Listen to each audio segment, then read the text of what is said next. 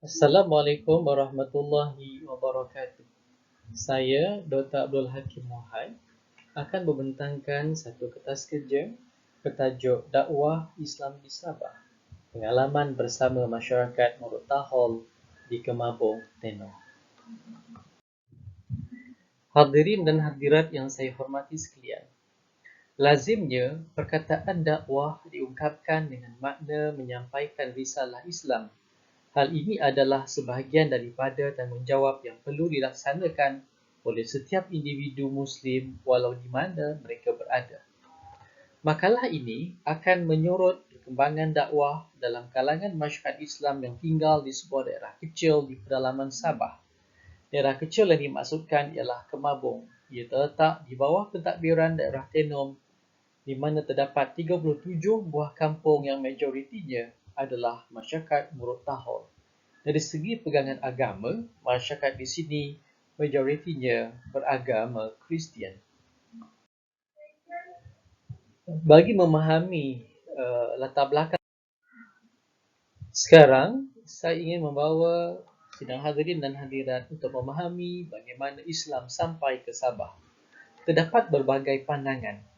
Pandangan yang pertama menyatakan bahawa kedatangan Islam di Sabah bagi rapat dengan peranan Kesultanan Brunei, khususnya di kawasan pantai barat Sabah seperti Western, Kuala Penyu, Sipitang, Membakut dan Papar pada akhir kurun ke-15 atau pada awal kurun yang ke-16.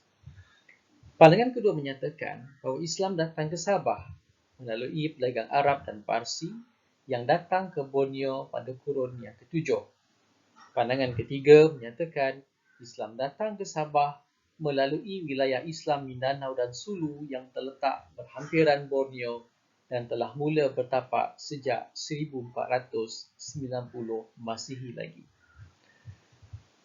Islam juga dikatakan masuk ke Sabah dari sebelah timur laut iaitu melalui Lahad Datu berdasarkan kepada penemuan teks bertulisan Jawi masyarakat Idahan yang ditemui di Madai. Hadirin dan hadirat sekalian, sebelum kita pergi lebih jauh, elok juga kalau kita melihat dahulu tentang penganut agama Islam di Sabah. Bagi membincangkan tentang perkembangan Islam di Sabah, elok jika kita meneliti data tentang jumlah penganut agama terlebih dahulu. Data menunjukkan bahawa penganut agama Islam adalah yang paling ramai di Sabah, iaitu sekitar 1.65 juta orang. Ia diikuti oleh penganut agama Kristian, iaitu dianggarkan seramai 724,000 orang. Masyarakat Buddha 166,000 orang, Hindu 2,800 orang, Confucius dan agama tradisi masyarakat Cina seramai 10,600 orang, agama suku kaum ataupun dipanggil sebagai folk religion seramai 396 orang dan lain-lain agama seramai 7,500 orang. Ia tidak ada agama, yang dikatakan tidak ada agama adalah seramai 26,500 orang dan yang tidak diketahui agama mereka adalah seramai 6,000 orang. Jika dilihat dari segi jumlah penganut agama, keadaan di Sabah tidak jauh bezanya dengan negeri-negeri lain di Malaysia. Justru apakah keistimewaannya isu dakwah di Sabah? Terdapat beberapa ciri yang menjadikan Sabah sebagai satu negeri yang unik dari segi kehidupan beragama masyarakatnya. Di sini kita boleh menemukan berbagai penganut agama dalam satu keluarga. Dengan perkataan yang mudah, kepelbagaian agama boleh dilihat dalam sebuah keluarga. Ada kalanya dalam sebuah keluarga itu terdapat ahli keluarga yang berpegang kepada agama Islam, agama Kristian, agama Buddha, agama Sikh dan juga kepercayaan tradisional. Mereka hidup bersama dan saling menghormati antara satu dengan yang lain. Hadirin dan hadirat sekalian, mari kita meneliti pula tentang perkembangan Islam di pedalaman Sabah. Islam dilihat mula bertapak di pedalaman Sabah selepas penubuhan usia oleh Tun Dato' Mustafah. Beliau telah menggunakan pengaruh yang dimilikinya untuk menyampaikan mesej Islam ke seluruh Sabah, termasuklah ke kawasan pedalaman. Pada 1972, ketika beliau menjadi pengurusi USNO dan dalam masa yang sama menjawat jawatan Ketua Menteri Sabah, terdapat lebih kurang 2,000 saudara baru dalam kalangan masyarakat Murut dan dusun di Tenom yang terlibat dengan program yang dipanggil Pengislaman Beramai-ramai. Mereka yang hadir ke majlis tersebut diminta untuk mengucapkan syahadah bersama-sama dengan dipimpin oleh seorang imam dan mengisytiharkan diri mereka sebagai Muslim. Sekarang kita lihat pula tentang perkembangan Islam di Kemabung Tenom. Walaupun Islam mula bertapak sekitar 1970-an di daerah Tenom, namun perkembangannya agak perlahan. Di Kemabung Tenom misalnya terdapat 37 buah kampung, tetapi hanya beberapa kampung sahaja yang dikenal pasti mempunyai penduduk beragama Islam.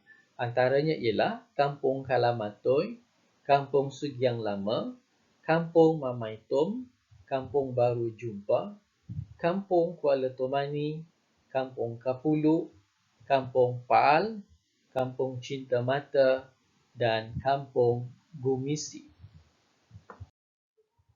Hadirin dan hadirat sekalian, isu pengislaman masyarakat Murut Tahol amat menarik untuk dibincangkan. Secara umumnya, terdapat 3 perkara utama yang akan disentuh di sini, iaitu tentang proses pengislaman yang berlaku, tentang sikap masyarakat bukan Islam terhadap masyarakat Islam, dan tentang sikap ahli keluarga yang bukan Islam terhadap ahli keluarga yang memeluk Islam. Ketiga-tiga perkara ini wajar dilihat sebagai sebuah ekosistem yang mempengaruhi kadar pengislaman dan bentuk hubungan yang terjalin antara masyarakat Islam dan masyarakat bukan Islam di sana. Berdasarkan kepada pemerhatian dan temu bual dengan informasi penting, terdapat 2 faktor utama pengislaman masyarakat Murut Tahol di Kemabung. Pertama ialah menerusi perkahwinan dan yang kedua adalah menerusi kesedaran yang timbul dalam diri mereka sendiri. Apa yang pasti, kita semua ingin mengetahui bagaimanakah sikap masyarakat bukan Islam terhadap masyarakat Islam di sana. Umumnya, sikap masyarakat bukan Islam apabila berlaku pengislaman yang melibatkan komuniti mereka amat menarik untuk disoroti. Masyarakat di Kemabung sangat terbuka dalam hal ini, di mana bertukar agama bukanlah suatu masalah bagi mereka. Kerana menurut mereka, pegangan agama adalah hak setiap individu. Ia tidak boleh dipaksakan. Apa yang penting ialah menjaga hubungan kemasyarakatan agar kekal baik walaupun terdapat perbezaan agama dalam kalangan mereka. Sikap ini lahir daripada rasa hormat yang tinggi terhadap agama dan kepercayaan yang dianuti oleh orang lain. Secara umumnya, ia adalah pegangan masyarakat Kristian di Sabah. Baik.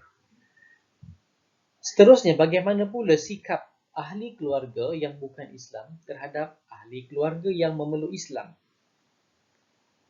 Lazimnya, apabila seseorang itu menerangkan tentang hasratnya kepada keluarganya untuk berkahwin dengan pasangan yang beragama Islam, maka keluarganya akan mengingatkannya tentang perubahan kehidupan beragama yang bakal dilaluinya. Ahli keluarga akan bertanyakan kepada yang empunya diri tentang kesediaannya untuk meninggalkan agama asalnya dan memeluk Islam. Mereka akan bertanyakan tentang kesanggupannya untuk mematuhi peraturan agamanya yang baru dan bertanyakan tentang hal-hal berkaitan cara hidupnya yang baru. Kemudian individu tersebut diberikan masa untuk memikirkannya dengan matang. Sekiranya dia tetap dengan keputusannya, maka ahli keluarga yang lain tidak akan membantah dan menghalang hasratnya. Bahkan terdapat ahli keluarga yang memberikan sokongan moral dengan meminta bantuan rakan-rakan beragama Islam untuk mengajar ahli keluarganya yang ingin memeluk agama Islam. Hadirin dan hadirat sekalian, apakah yang boleh kita fahami ataupun mesej yang kita boleh ambil daripada informasi yang saya telah kongsikan itu? Pertamanya, pengislaman yang berlaku banyak sekali kaitannya dengan kehidupan bermasyarakat dan bukannya daripada kajian-kajian terhadap teks-teks agama. Oleh sebab itu, para pendakwah perlu mempelbagaikan metod agama agar sesuai dengan keadaan, masa, tempat dan juga masyarakat yang ingin didekatinya. Dakwah perlu difahami sebagai satu proses penyampaian ilmu dan maklumat tentang Islam kepada individu atau masyarakat. Dakwah bukan sesi brainwash yang lazimnya berlaku di lapangan. Dakwah bukan sesi berbuat baik secara bermusim untuk mengambil hati dalam satu-satu pertemuan. Dakwah berkait rapat dengan memahami kehidupan individu, keluarga dan masyarakat. Dakwah bukan sekadar menyampaikan tentang ketuhanan dan peraturan dalam kehidupan beragama. Dan dakwah yang terpisah dari masyarakat tidak akan berjaya sebagaimana yang diharapkan. Sebagai penutup, kita perlulah memahami bahawa penerimaan masyarakat Murtahol terhadap Islam banyak dipengaruhi oleh sikap masyarakat Islam itu sendiri.